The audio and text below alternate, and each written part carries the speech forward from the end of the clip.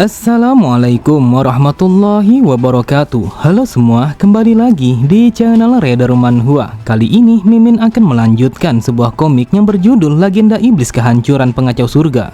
Dan apabila kalian masih bingung dengan alur ceritanya, kalian bisa cek deskripsi atau langsung saja menuju playlist yang ada di halaman channel ini untuk memulainya dari part 1. Tanpa basa-basi lebih jauh, mari kita masuk di part 94.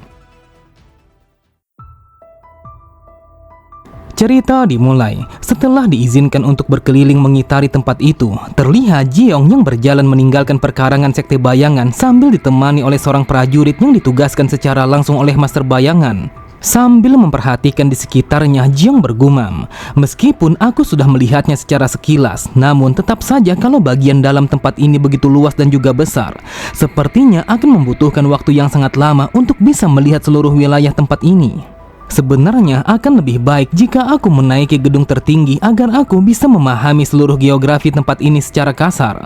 Namun hal itu akan sulit dilakukan karena aku masih diawasi oleh penjaga ini." Tepat di belakangnya, penjaga itu berkata, "Tuan muda, namaku adalah Jong Seok dan aku akan menemani kemanapun kau pergi. Jadi apapun yang ingin kau ketahui dari tempat ini, kau boleh menanyakannya kepadaku."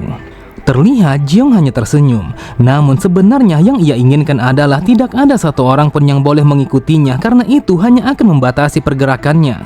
Azur berkata, "Manusia, apa yang kau lakukan dengan berkeliaran di luar sini? Bukankah akan lebih baik kalau dirimu beristirahat terlebih dahulu seperti yang dikatakan oleh si Kasim?" Menanggapi perkataannya, Jiong pun mengatakan kalau dia telah merasakan sebuah energi yang sangat familiar yang tidak lain adalah energi yang dimiliki oleh Goh-chan.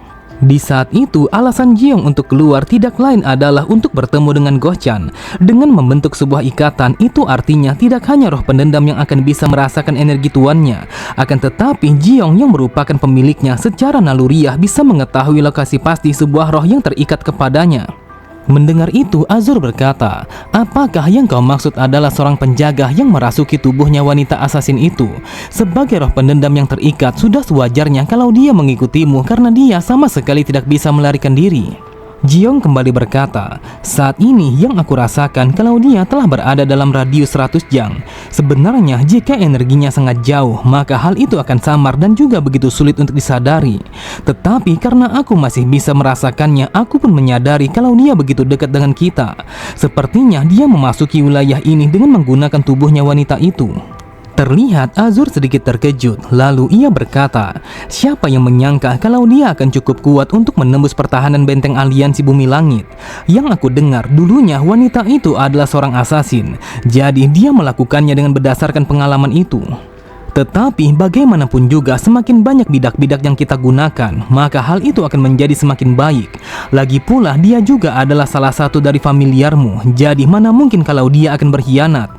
Namun Jiong langsung terdiam ketika merasakan sebuah energi yang sangatlah luar biasa telah terpancar dari bawah anak tangga. Menyadari akan hal itu, Jiong bergumam, "Selain energi Goh-chan, aku juga telah merasakan energi yang lainnya di bawah tangga ini." Dan di saat yang bersamaan, sebuah kelompok yang terdiri dari beberapa seniman bela diri langsung menaiki anak tangga. Namun salah satu dari mereka telah menarik perhatian Jiong karena dia telah memancarkan energi yang paling kuat di antara mereka semua. Dia adalah seorang pria muda yang tampaknya masih berusia sekitar akhir dari 20 tahunan. Melihat itu, Jiong berpikir, siapa sebenarnya mereka ini? Yang aku rasakan, sebagian dari mereka telah berada di ranah puncak tertinggi. Tetapi seseorang yang berjalan paling depan, dia memiliki sebuah energi yang berada pada tingkatan yang sebanding dengan Blade King. Melihat kedatangan mereka, Jong Seok langsung meminta kepada Jiong untuk berhati-hati dan juga memberi hormat. Jong Seok mengatakan kalau dia adalah murid kedua dari sang pemimpin aliansi Bumi Langit yang bernama Jang Nyuak. Mendengar penjelasan penjaga itu, Jiong kembali berpikir, jadi dia adalah salah satu dari 3 murid sang pemimpin aliansi Bumi Langit. Sebelumnya, Li Jiong mengatakan selain murid pertama akan sangat sulit bagi diriku untuk menggambarkan kemunculan murid kedua dan juga murid ketiga yang tidak pernah aku lihat sebelumnya. Namun semua rumor mengatakan kalau aku harus berhati-hati jika bertemu dengan murid kedua. Kemudian Jiong langsung mengalihkan pandangannya kepada seseorang yang menggendong wanita muda yang sangat memikat. Dia adalah wanita muda yang menggunakan sebuah pakaian yang sangat mencolok dengan garis baju yang memperlihatkan sedikit belahan dadanya. Terlihat Azur dan juga Demonic Monk sangatlah terkejut sampai-sampai mereka sama sekali tidak mampu untuk menahan tawa mereka.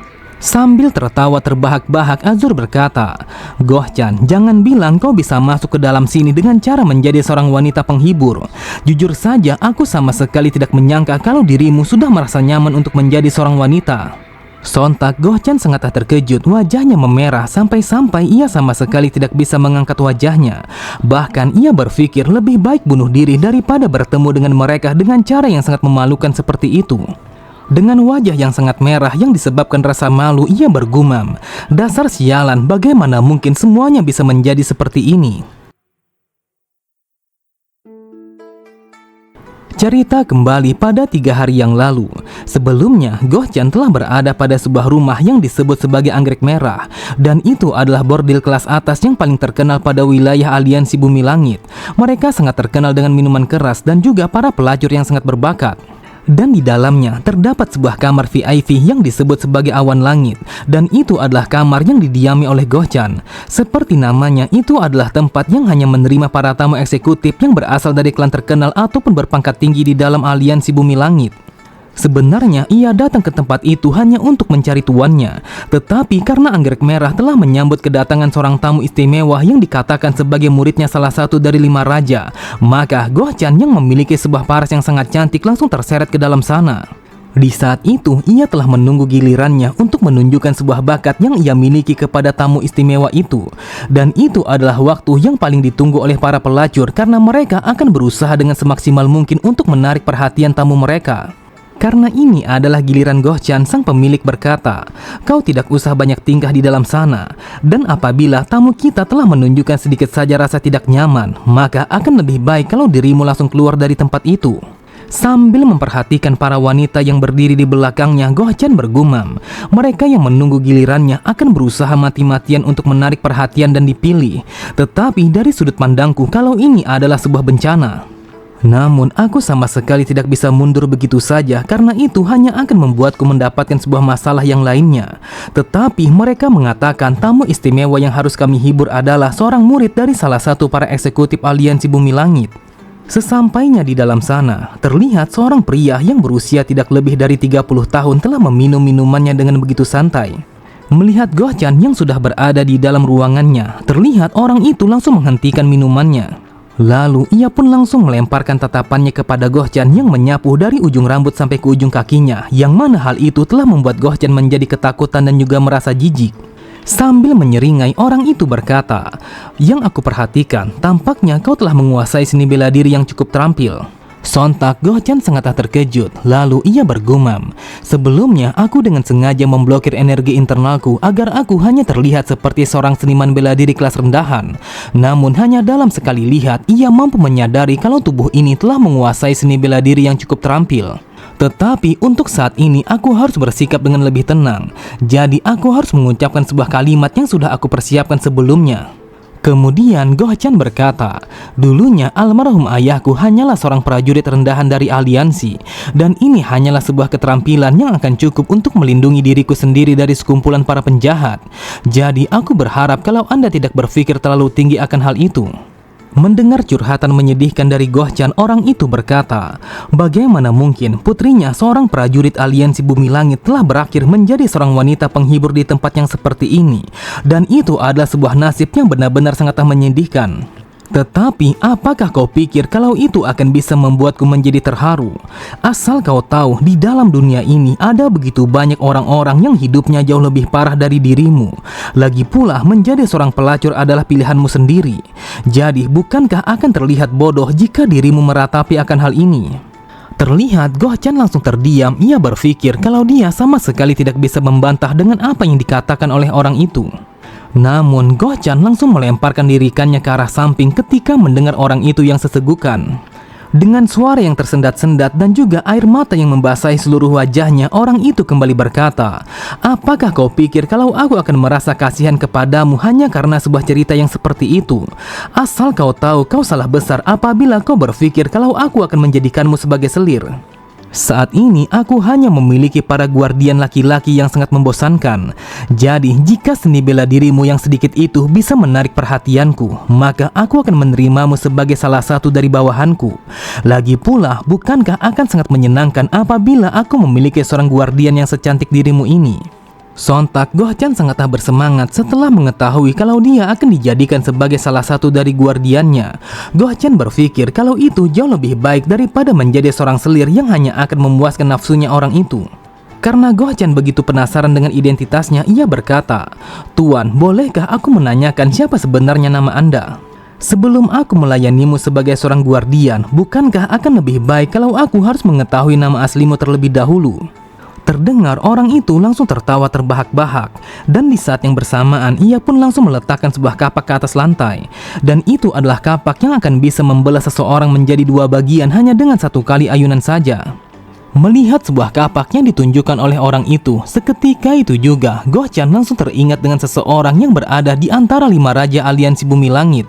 Dengan wajah yang berkeringat dingin, Goh-chan bergumam, itu adalah kapak yang dimiliki oleh sang raja penghancur, yaitu Ho Taegang. Dia dikenal sebagai master tertinggi yang telah membantai ratusan seniman bela diri faksi ortodok dengan menggunakan kapak itu. Ternyata bajingan ini adalah muridnya Ho Taegang, seseorang yang dikenal sebagai salah satu dari 8 bintang yang dianggap sebagai master tertinggi di dalam dunia seni bela diri. Sambil tertawa penuh percaya diri, orang itu berkata, "Namaku adalah Ho Jong-yok dan aku adalah seorang komandan dari pasukan penghancur. Dan juga saat ini aku adalah tangan kanannya Tuan Muda kedua."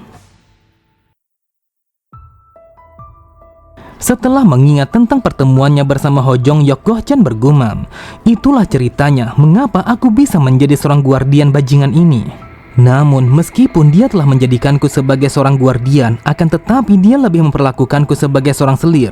Dia selalu saja memaksaku untuk menggunakan sebuah pakaian yang begitu seksi. Bahkan ia juga selalu saja memintaku untuk menuangkan minumannya pada sepanjang waktu. Aku terpaksa mengikuti kehendak orang ini dan berusaha untuk bertahan sampai aku bisa menemukan tuanku. Tetapi aku sama sekali tidak menyangka kalau aku akan berakhir dengan pemandangan yang sangat memalukan seperti ini. Tepat di hadapannya, sambil tertawa terbahak-bahak, Azur berkata, "Sebenarnya orang ini berjiwa laki-laki, tetapi entah mengapa dia begitu menikmati untuk menjadi seorang wanita."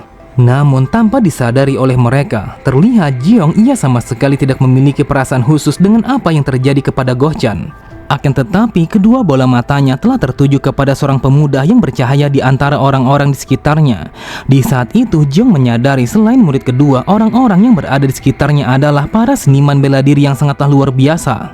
Jeong bergumam, sebelumnya Lee Jeong mengatakan murid kedua dia adalah seseorang yang memiliki reputasi yang sangatlah buruk. Oleh sebab itu ia pun meminta kepadaku untuk menghindari orang ini. Jika aku tidak salah, Lee Jeong mengatakan kalau dia digambarkan seperti seorang tirani yang sama sekali tidak berhenti sebelum ia mendapatkan sesuatu yang ia mau. Jika dilihat dari penampilannya, dia terlihat tidaklah seperti itu. Tetapi bagaimanapun juga, aku berpikir tidak ada gunanya untuk bertarung melawan seseorang yang seperti itu di saat ini. Lagi pula akan menjadi masalah besar jika ia sampai tertarik kepadaku. Jadi akan aku usahakan agar aku tidak berpapasan dengan orang ini. Sambil mengepalkan kedua tangannya, ia pun langsung mengucapkan kata salam untuk menunjukkan rasa hormat kepada murid kedua. Namun sebuah salam yang diberikan oleh Jeong tidak dihiraukan oleh Jang Nyuak. Di saat itu ia sama sekali tidak tertarik kepada Jeong sampai-sampai ia hanya berjalan melewatinya dengan begitu santai. Melihat mereka yang hanya melewatinya begitu saja, Azur berkata, "Manusia, dia sama sekali tidak melirikmu meskipun kau sudah memberi hormat kepadanya. Apakah ini adalah keberuntungan?" Tetapi hal ini telah menjadi sedikit merepotkan karena kita sama sekali tidak memiliki kesempatan untuk bisa mengambil Goh-chan dari rombongan kelompok itu. Ketika Jeong ingin melanjutkan jalan-jalannya, tiba-tiba saja ia pun langsung terdiam ketika mendengar Jang Nyuak yang memintanya untuk berhenti. Kemudian sambil memalingkan sedikit tubuhnya ke arah belakang, Jang Nyuak berkata, "Katakan kepadaku, apakah kau adalah salah satu dari muridnya Master Bayangan? Tetapi ini adalah pertama kalinya aku melihat seseorang yang sepertimu. Yang aku dengar, para sandera dari ortodok telah berhasil meraih peringkat pertama di dalam ujian lembah darah. Jadi apakah orang itu adalah dirimu?" Setelah mengatakan itu, terlihat Jang Nyuak telah berdiri di hadapannya hanya dalam sekejap mata. Lalu sambil menyeringai ia kembali berkata, "Aku sama sekali tidak menduga, ternyata kau adalah seorang bocah yang berasal dari ortodok itu." Tepat di sampingnya, Azur berkata, "Manusia akan lebih baik kalau dirimu harus menundukkan kepalamu dengan sebisa mungkin karena ini bukanlah waktunya untuk beradu kekuatan dengan orang ini." Saat ini, seseorang yang berada di hadapanmu adalah murid kedua pemimpin aliansi Bumi Langit, dan dia bukanlah seseorang yang akan bisa kau tangani dengan sembarangan. Lagi pula, karena dia telah memiliki sebuah tujuan untuk menjadi sang pemimpin selanjutnya, bisa dipastikan kalau dia telah memiliki sebuah pengaruh yang sangat besar. Jika dirimu dengan ceroboh telah membuatnya merasa tidak senang, maka kau hanya akan menjadi mainannya atau bahkan dibunuh secara langsung di tempat ini. Oke semua, cukup sampai di sini dulu pembahasan alur cerita kita. Sampai jumpa di video selanjutnya. Wassalamualaikum warahmatullahi wabarakatuh.